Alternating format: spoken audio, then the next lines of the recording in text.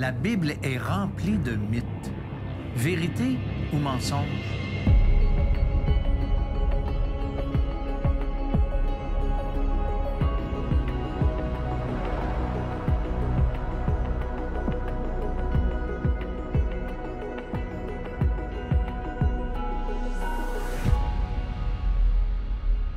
Bonjour, bienvenue à l'heure de la bonne nouvelle. On est dans notre série Détecteurs de mensonges et on utilise des croyances populaires et on les met à la lumière de la Bible, des Saintes Écritures. Et aujourd'hui, la question qu'on va traiter ensemble, c'est la Bible est-elle remplie de mythes, oui ou non? Alors, Martin, bonjour. Salut, François. Je me fais souvent, sûrement toi aussi, je me suis fait souvent dire, la Bible, tu sais, on parle des Écritures, ça a été écrit par les hommes. Mais je suis d'accord avec vous. En fait, j'ai jamais pensé ou même dit à personne que la Bible est descendue du ciel comme ça, avec la musique, les anges, tout comme ça dans nos mains. Dieu, en fait, il s'est servi des hommes pour l'écrire. Hein? Il s'est servi de 40 auteurs sur une période de 1500 ans. Et on compile notre Bible. C'est 66 livres, en fait, qu'on a mis ensemble pour l'Ancien et le Nouveau Testament. Maintenant, la question à se poser, est-ce que c'est fiable? On peut-tu faire confiance à ce qu'on retrouve dans cette Bible-là? Bien, ça, c'est la question qui tue. C'est la question à laquelle on veut répondre aujourd'hui. Et nous, on a été dans la rue et on a posé la question à savoir, peut-on se fier à ce qui est écrit dans la Bible? Si on croit à la Bible, oui. Si on n'y croit pas, non. Si on n'y croit pas, c'est un livre comme un autre. Je pourrais pas dire, parce que moi, quand je l'ai lu, ça n'est pas venu me chercher plus que ça. Sincèrement, il y avait juste trop de choses exagérées. Je sais que c'est une croyance. Je sais que c'est très symbolique, mais personnellement, moi, j'irais pas avec la Bible. La Bible, c'est le livre du fabricant. Vous achetez un auto, là, vous consultez le livre du fabricant pour pas faire trop d'erreurs quand vous faites le changement d'huile. Bien, la Bible, c'est le livre du fabricant. Et on devrait s'y fier. Il y a des choses, il y a des allégories là-dedans, il y a des... Il y a un peu de tout, là, mais ça demeure le guide du fabricant. Et aujourd'hui, notre société ne respecte pas beaucoup le guide du fabricant. Je dirais pas que c'est des punitions qu'on a. Là. Si vous dites à votre enfant de ne pas mettre la main sur le poêle puis qu'il se brûle, vous ne l'avez pas brûlé. Mais le guide du fabricant nous dit de ne pas mettre la main sur le poêle. On se brûle. C'est pas le fabricant qui nous brûle, là. C'est nous, par nos agirs, qui nous brûlons. Alors, c'est ce que je pense. J'aurais de la difficulté à répondre à ça. Je pense qu'on nous a enseigné beaucoup de choses qui sont pas adaptes, qu'on peut pas mettre en pratique aujourd'hui. Pas à 100 Pas à 100 Je crois que c'est des récits qui ont été écrits par rapport à des histoires, mais je veux dire, je peux pas croire que tout est à 100 vrai là-dessus. Dans mon opinion à moi, je crois que la Bible, c'est juste une croyance. Puis si on peut y croire, parfait, il n'y a pas de problème. Moi, si vous voulez y croire, il n'y a pas de problème. Mais dans la vie de tous les jours, je ne crois pas que non, on peut se fier à ça. Si on peut se fier à la Bible? Je pense que oui, mais la Bible, ça a vraiment un message symbolique. Tu sais, il faut comme prendre la Bible, pas nécessairement au pied de la lettre. Il faut vraiment la prendre d'un point de vue symbolique. Écoute, c'est intéressant. J'ai entendu souvent cette idée-là, comme la dernière, qui a dit il faut pas la prendre au pied de la lettre. Puis il y en a un autre qui a dit pas à 100 Pas à 100 On peut se fier, mais pas... Puis même, je parlais à un moment donné avec un croyant, puis lui-même, il dit, tu crois-tu vraiment qu'on peut se fier à 100 Puis moi, je lui ai dit, oui, je crois à ça. Si c'est pas à 100 moi, la question que je me pose, à combien de pourcents est vrai puis fiable? 80, 70, 60, 90? Puis surtout, quelle portion est le 80 vrai puis le 20 faux? Puis je te garantis quelque chose, si on pense ça, puis on est 50, on va avoir 50 opinions différentes. Ah ouais. Écoute, moi, j'ai une histoire à te raconter, Martin. C'est que moi, je visitais le père d'un de mes amis, et puis ça faisait plusieurs fois que je le rencontrais. C'est un monsieur quand même intelligent, qui a bien réussi dans la vie. Et puis lui, il me disait, je me rappelle, j'étais dans une balançoire, j'ai un souvenir très précis, et puis il dit, moi, il dit la Bible, il dit ça, c'est vrai, il dit à 80 Fait que lui, il avait décidé 80. Fait que j'ai dit, ah ouais, j'ai dit, comment vous faites? J'ai dit, pour pour savoir c'est quoi le 20 qui est pas bon, puis le 80. Je dis, comment vous faites? Fait que là, il se grattait un peu le menton parce qu'il n'y avait pas de réponse. J'ai dit, voulez-vous que je vous en dise une, moi, une raison, une réponse? Il dit, oui, oui. Ben, j'ai dit, c'est ce qui fait pas votre affaire.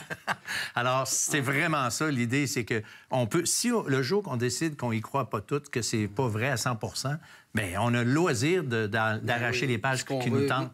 Si Dieu a voulu communiquer un message à l'homme, moi, je crois qu'il n'a pas juste envoyé une Bible avec des morceaux, puis vrai, pas vrai, puis hey, les boys et les girls, vous vous débrouillerez. Je pense que Dieu nous a envoyé un livre qui est vrai d'un couvert à l'autre. Puis un intervenant aussi qui a dit, c'est le guide, hein, le manuel d'instruction. Puis c'est ce qu'on croit, c'est Dieu qui nous a créés, qui nous donne ce manuel d'instruction-là pour nos vies.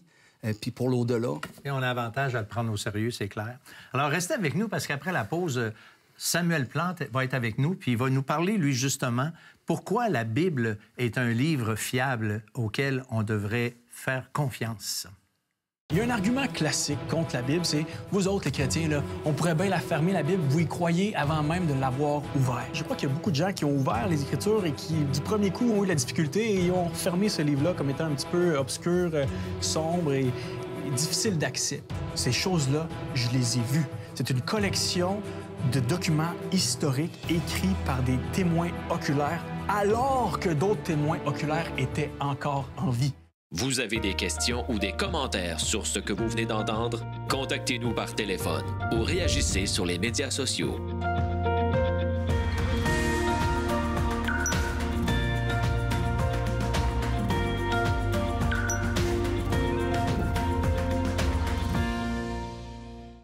Salut Samuel. Salut François. Content que tu sois là. Samuel, on veut aujourd'hui regarder la crédibilité qu'on peut avoir face aux Écritures saintes. Est-ce qu'on peut lire ça n'importe comment? Quelques conseils que j'aimerais que tu nous donnes. C'est une bonne remarque. J'ai trouvé que dans le Vox Pop, les gens parlaient de la difficulté de lire la Bible et de la comprendre. Hein. Je crois qu'il y a beaucoup de gens qui ont ouvert les Écritures et qui, du premier coup, ont eu de la difficulté et ont fermé ce livre-là comme étant un petit peu obscur, sombre et difficile d'accès. Et une des choses qu'il faut comprendre, c'est que pour les chrétiens, nous croyons que la Bible nous profite par le détour de l'interprétation. C'est-à-dire que ce qu'on veut comprendre quand on lit la Bible, c'est son sens. La Bible n'est pas un livre magique qu'on ouvre, qu'on comprend tout. C'est une collection de documents historiques qui sont nés dans différents contextes. Hein. On parle de, Martin l'a dit tantôt, 1500 ans.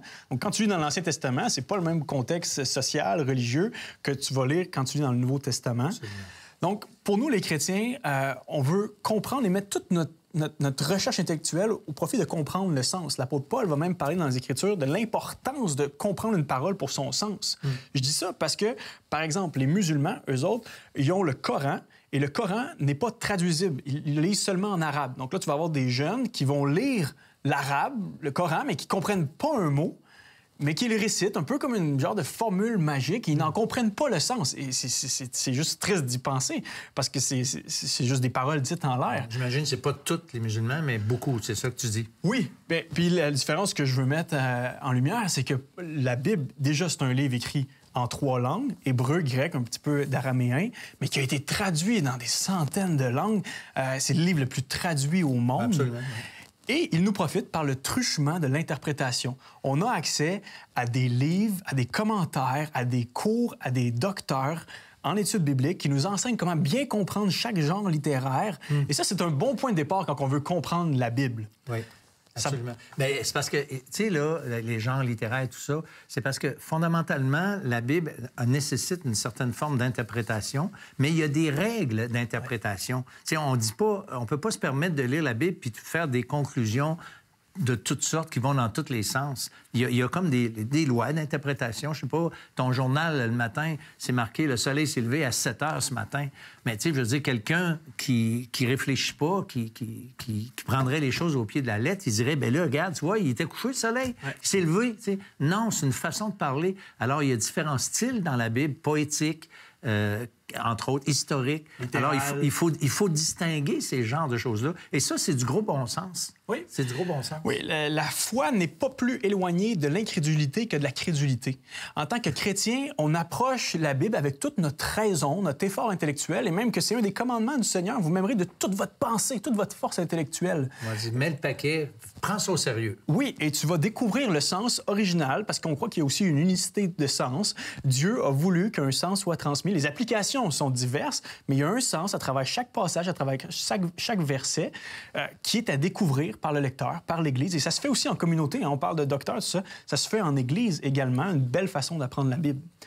Maintenant, il y a un argument classique contre la Bible, c'est vous autres, les chrétiens, là, on pourrait bien la fermer, la Bible, vous y croyez avant même de l'avoir ouvert. Ben, c'est vrai. C'est vrai! Tu me lances l'argument. La réponse est, je pense, c'est vrai puis c'est pas vrai. C'est vrai dans le sens que, oui, nous, croyants, nous avons fait une rencontre personnelle avec le Christ existentiel. Jésus est mon sauveur. Jésus est une personne vivante qui m'est communiquée par son esprit. Et c'est pour ça que je crois en sa parole et je crois en l'Écriture. Mais il y a une solidarité réciproque. Parce que l'Écriture me présente Christ, je peux le connaître et il m'est révélé. Donc, il y a un... Ah ouais, ça va dans les deux sens, je suis d'accord. Il y a une circularité. Mais je dis oui, mais je dis aussi non. Tu sais pourquoi? Parce que là, tu vas me dire, ouais, toi, t'es chrétien, tu crois à la Bible avant même de l'avoir ouvert. Ouais, mais toi, si ton rapport à Dieu est conflictuel, si t'es hostile, si t'es douteux, si t'es éloigné... Je fais la même chose. Tu vas avoir des présupposés qui vont biaiser ta lecture. Si t'es juste dans le paganisme, par exemple, pour toi, il n'y a pas de Dieu, il y a juste le fait d'avoir du plaisir ou d'exister par nous-mêmes, pour soi-même, tu vas ouvrir la Bible avec ta même paire de lunettes. Ouais. Donc, je suis pas en train de dire que j'ai pas de présupposés, je suis prêt à le mettre... On en a toutes, hein? Oui, on en a toutes. En tant que croyant, on ouvre la Bible avec Jésus dans le cœur. C'est ça. Mais il y a des histoires de personnes qui se sont converties au Christ en lisant la Bible parce qu'ils voulaient montrer que la Bible, c'était faux. Ouais. Et il y en a plusieurs. Et puis, ils se sont laissés prendre au jeu, au fond, puis ils ont réalisé que la Bible était vraie. Oui. Fait que je trouve ça intéressant. Et il faut aussi se rappeler que la Bible, on ne l'approche pas avec les mêmes méthodes scientifiques. Hein? On observe une expérience dans un laboratoire, voir si c'est répétable, si c'est observable, si c'est quantifiable. On contrôle tous les paramètres et on essaie de voir comment la réalité se produit sous nos yeux de façon répétée. Quand on approche la Bible, on approche la Bible comme un document historique. Et j'aimerais te lire qu'est-ce que Pierre, le bon chum de Jésus, a écrit sur lui après sa résurrection. On va voir qu'il y a vraiment une recherche d'évidence historique. On lit ensemble en 2 Pierre 1, les versets 16 à 21. En effet, dit l'apôtre Pierre, nous ne sommes pas appuyés sur des histoires habilement inventées, hein, contrairement à ce qu'on pense. Les apôtres savaient c'était quoi une fable ou un fait. Lorsque nous vous avons fait connaître la venue de notre Seigneur Jésus-Christ dans toute sa puissance, mais nous avons vu nous-mêmes sa grandeur dans nos propres yeux. Autrement dit, on était là. Ah ouais. Car Dieu, le Père, lui a donné honneur et gloire lorsque, dans sa gloire immense, il lui a fait entendre sa voix qui disait « Voici mon Fils bien-aimé qui fait toute ma joie. » Or, cette voix qui était venue du ciel, nous l'avons entendue nous-mêmes lorsque nous étions avec lui sur la sainte montagne. De plus, nous tenons pour d'autant plus certaines les paroles des prophètes dans l'Ancien Testament, et vous faites bien de vous y attacher, car elle est comme une lampe qui brille dans un lieu obscur jusqu'à ce que le jour paraisse et que l'étoile du matin se lève pour illuminer votre cœur. Sachez avant tout qu'aucune prophétie de l'Écriture ne peut faire l'objet d'une interprétation personnelle. En effet, ce n'est pas par une volonté humaine qu'une prophétie a jamais été apportée, mais c'est porté par le Saint-Esprit que des hommes ont parlé de la part de Dieu. On a dans ce texte-là, je pense, tous les paramètres, les bases pour définir qu'est-ce que les chrétiens croient à propos de la Bible. Et là, quelqu'un pourrait me dire « Ah, tu vas chercher dans la Bible ce que la Bible dit à propos de la Bible. » Oui, je suis cohérent avec ma vision du monde. Pour moi, c'est la parole de Dieu et c'est normal que ce soit l'autorité suprême. Mais venons-en à l'histoire. L'apôtre Pierre, qui est un témoin oculaire, dit « Ces choses-là, je les ai vues. » Et ça, c'est une des choses qui est fracassante par rapport à la Bible. C'est une collection de documents historiques écrits par des témoins oculaires alors que d'autres témoins oculaires étaient encore en vie. Il y a de la crédibilité là-dedans. Ben oui. Les documents qu'on a d'Aristote, on a même pas une douzaine de manuscrits d'Aristote, ont été rédigés des centaines d'années plus tard. Même chose pour les guerres de Gaulle, Jules César, qu'on pense toutes comme étant un fait, une réalité. Ça a été écrit des centaines d'années après l'événement. On n'a même pas une douzaine de documents. Les documents de l'Ancien Testament, du Nouveau Testament ont été écrits quelques décennies après que ce soit passé. Il y avait une tradition orale et à un certain moment, les apôtres ont couché ça sur écrit disant il faut que ces écrits-là restent marqués dans les mémoires, restent marqués dans les cœurs. Et aujourd'hui, on se retrouve avec 24 4000 manuscrits datés entre le 2e et le 4e siècle de ce qui s'est passé à l'époque de Jésus. Non seulement ça, ça s'est pas fait en privé, tout ça. Ça s'est fait en public. Alors que les écrits du Nouveau Testament ont été publiés, il y avait beaucoup de gens qui étaient en vie et qui avaient connu Jésus, ou du moins qui avaient entendu parler de lui. Tu sais comme moi que la puissance romaine, les Grecs, avaient tous les moyens judiciaires de dire que ça, c'était une fraude. Mais Jésus, le christianisme, n'a pas été accusé d'avoir fraudulé les écrits ou d'avoir inventé un personnage autour de Jésus. Les Romains et Grecs savaient que ce Jésus de Nazareth avait bel et bien existé. D'ailleurs, on a une dizaine d'occurrences dans les documents de l'Antiquité de la personne de Jésus. Flavius Joseph, Pline le Jeune, Suétone en parle. Ouais. Donc, c'est bien documenté en dehors du Nouveau Testament. Oui, et ça, pourquoi je martèle ça? Parce qu'en fait, en tant que chrétien, là, on n'a pas à prouver toute la fiabilité historique de la Bible. Personne ne peut le faire. On parle de documents des patriarches qui remontent à 1000 ans avant Jésus-Christ. On n'a pas accès à ces originaux-là. Par contre, on a accès à ces originaux, ou presque pas très loin de ces originaux-là pour le Nouveau Testament. Et ça nous démontre que Jésus de Nazareth a bel et bien existé, il a bel et bien été exécuté et il est bel et bien ressuscité. Donc, on peut avoir foi en ce qu'il a dit. C'est vrai, c'est bon. Merci. Écoute, on continue après la pause parce qu'on va apporter certains arguments, des raisons, encore une fois, de croire que la Bible est vraie, qu'elle est fiable. L'heure de la bonne nouvelle, en collaboration avec le Messager chrétien, vous offre gratuitement le livre de méditation quotidienne La Bonne Semence. Pour en recevoir un exemplaire, écrivez-nous à l'heure de la bonne nouvelle, casier postal 33012, comptoir postal Thibault, Trois-Rivières, Québec, G8T 9T8. Vous pouvez également nous joindre à info@hbn.ca ou par téléphone 1-866-509-1319. Martin, on peut-tu vraiment se fier au récit du Nouveau Testament? Je te pose la question, mais je le sais qu'on peut se fier, mais j'aimerais ça qu'on partage ensemble des raisons. Oui. Des raisons pourquoi on y croit. Oui. Bien, la première raison, c'est que entre les événements et les écrits qui rapportent les événements, il y a un court laps de temps. Ça, c'est quand même un point qui est important. Tu sais, Pierre, par exemple, je prends l'exemple de Pierre, il a passé 3 ans avec Jésus. Il connaissait Jésus, il l'a vu mourir, il l'a vu ressusciter. 31 ans après la résurrection de Jésus, Pierre a écrit ses lettres en parlant de Jésus, en parlant de la foi chrétienne. Plus le récit est proche des événements, bien, moins il y a de chances qu'il se crée, qu'il y ait des mythes qui s'ajoutent. Et je te donne un exemple. Moi, il y a 30 ans, parce que là, c'est un exemple de 30 ans aussi, j'ai été pris dans un hold-up. OK, pas t'as fait un hold-up, t'as été pris dans un hold-up. Non, j'étais pris dans un hold-up. Et si, aujourd'hui, je t'écris mon récit, écoute, je suis capable de t'écrire mon récit là, avec des détails. Là. Tu sais, je me souviens, j'étais où, je me souviens de la rue, je me souviens le gars, comment il était placé, je me souviens quand il est parti à course, je me souviens de ce que la madame a dit. Ensuite, les policiers, je pourrais te décrire avec beaucoup de détails. Peut-être pas la couleur des gilets des gens, mais vraiment beaucoup de détails. Imagine, par exemple, que je te l'écris pas. Je le raconte à ma fille. Ma fille le raconte à ses enfants. Ses enfants le racontent à ses enfants. Et là, on s'en va comme ça, 5 générations, à peu près, je sais pas, 130 ans.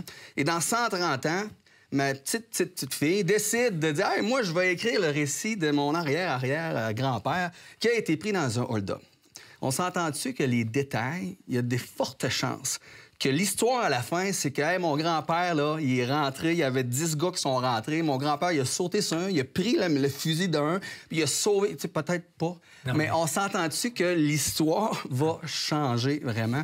Alors, les récits de la parole, ils sont écrits pas beaucoup, très peu d'années après que c'est vraiment arrivé. Donc, il n'y a pas eu tant de choses qui ont pu être ajoutées de mythes ou de choses qui ne sont pas vraies. Oui, puis Jésus, dans l'Évangile de Jean, il dit que le Saint-Esprit allait le leur rappeler en plus. Ouais, c'est comme s'il y avait un backup là, où c'est que le Saint-Esprit était mandaté pour rappeler à la mémoire de ceux qui allaient écrire. Il y a une autre raison, c'est que les témoins oculaires de ces événements-là, c'est eux qui ont écrit. Et puis, on a vu tantôt avec Samuel que l'apôtre Pierre, il dit qu'ils ont vu, ils ont été témoins de ça. Mais l'apôtre Jean aussi, il dit à peu près la même chose. J'ai le verset qui va apparaître à l'écran. Il dit ceci dans la première épître de Jean, chapitre 1, versets 1 à 3. « Ce qui était dès le commencement, ce que nous avons entendu, ce que nous avons vu de nos yeux, ce que nous avons contemplé et que nos mains ont touché, concernant la parole de vie, etc., etc. Alors... Ça élimine le jeu du téléphone, que des fois, on se fait dire « Ouais, mais hein, ça a été répété, puis c'est... » C'est plus du... Il semble que c'est « j'ai vu, je suis témoin ». Ça, c'est vraiment majeur. Et un autre argument aussi que je trouve intéressant, c'est que les disciples qui ont écrit et qui ont été témoins, qui ont prétendu que Jésus était vraiment venu, qu'ils l'ont vu, qu'il est mort, ressuscité, etc., il n'y avait rien à gagner. D'ailleurs, historiquement, ces gars-là ont plutôt tout perdu que tout gagné. Ils n'ont pas fait d'argent avec ça. Tu sais, ça serait facile si les gens faisaient d'argent avec ça. On se dit, ben oui, écoute, hey, tu sais, ton histoire. Tu sais. Il y en a qui en font aujourd'hui, oui. Malheureusement, mais c'est pas ceux qui ont... Les premiers disciples qui ont fait de l'argent. C'est clairement pas le cas. Et puis, tu sais, est-ce que tu serais prêt de mourir pour une cause à laquelle tu crois vraiment? On peut dire oui, selon c'est quoi la cause. Tu sais, moi, est-ce que je serais prêt de mourir pour le Seigneur Jésus? J'espère que oui, tu sais. Mais moi, là, Martin, je ne suis pas un témoin. Moi, j'ai cru quelqu'un qui a cru, OK? Puis qui a écrit des choses et auxquelles moi aussi je crois maintenant parce qu'elles sont écrites.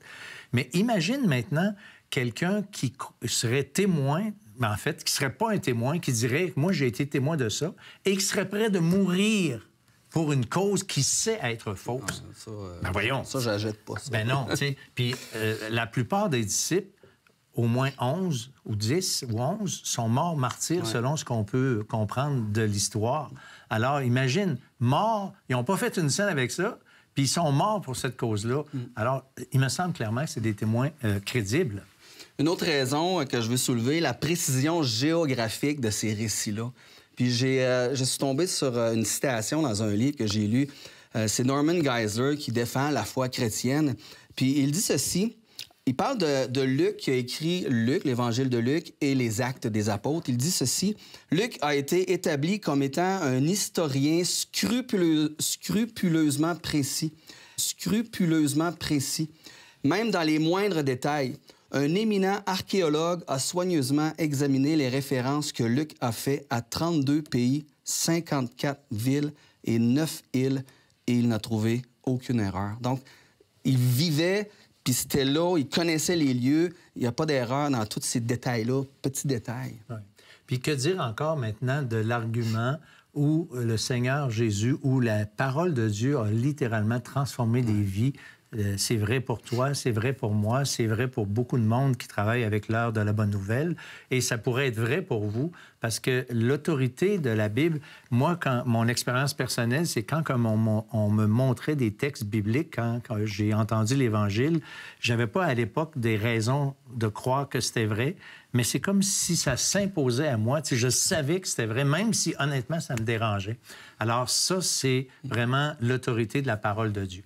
Alors, restez avec nous parce qu'après la pause, on est de retour avec vous. Je pense que vous comprenez notre désir à l'heure de la bonne nouvelle, que vous puissiez croire à la parole de Dieu.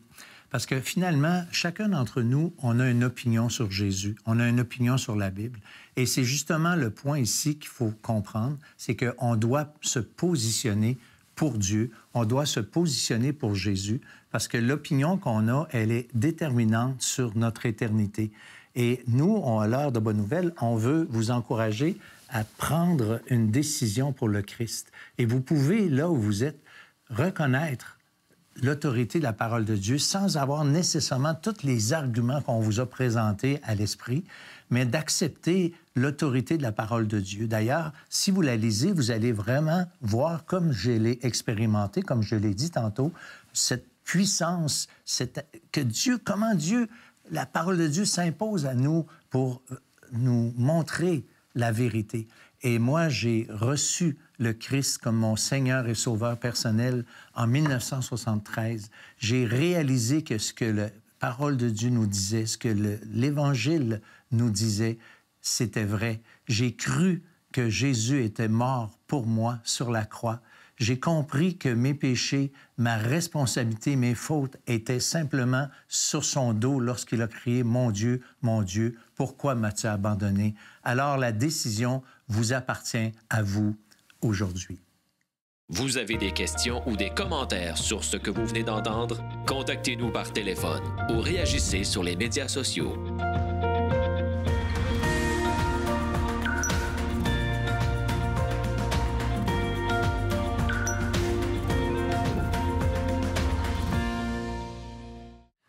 Martin, je ne sais pas si ceux qui nous écoutent vont trouver qu'on a beaucoup eu d'arguments pour croire à la Bible, mais pour de vrai, on a ce désir-là. J'en ai un autre argument que je voulais partager. Mais quand on pense à la Bible, je vais te poser 3 questions. Quel est le livre le plus lu au monde? La Bible.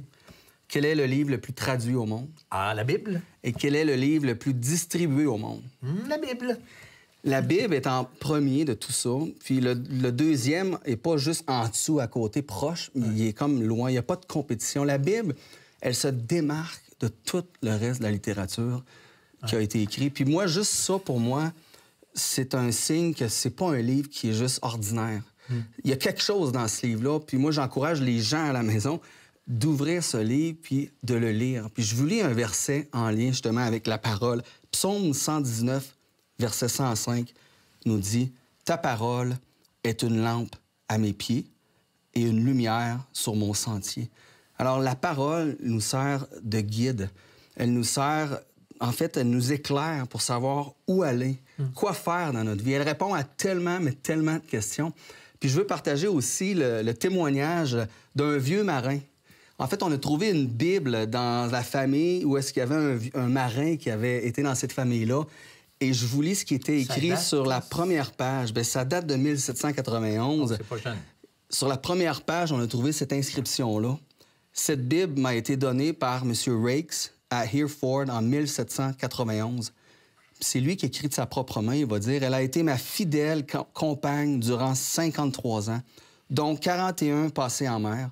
Pendant ces longues années, j'ai assisté à 45 batailles navales, reçu plusieurs blessures, fait naufrage 3 fois. Une fois, notre bateau a pris feu. 2 fois, le navire sur lequel je me trouvais fut complètement détruit. 15 fois, j'ai eu des fièvres de différentes sortes. Mais toujours, la Bible fut mon soutien et ma consolation.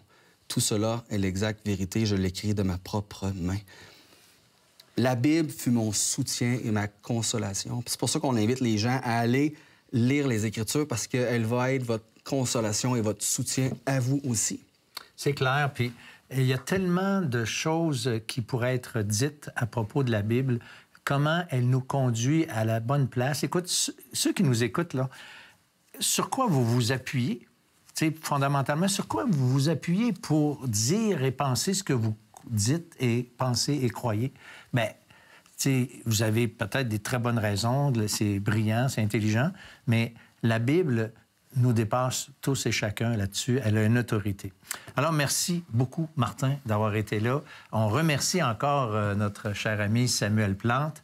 On rappelle notre site Internet, hbn.ca, sur lequel vous pouvez trouver énormément d'informations et qui peut vous aider certainement à poursuivre votre réflexion, parce que ce sont des questions, en fait, éternelles. Alors, nous, on vous dit merci, au revoir, et à la semaine prochaine.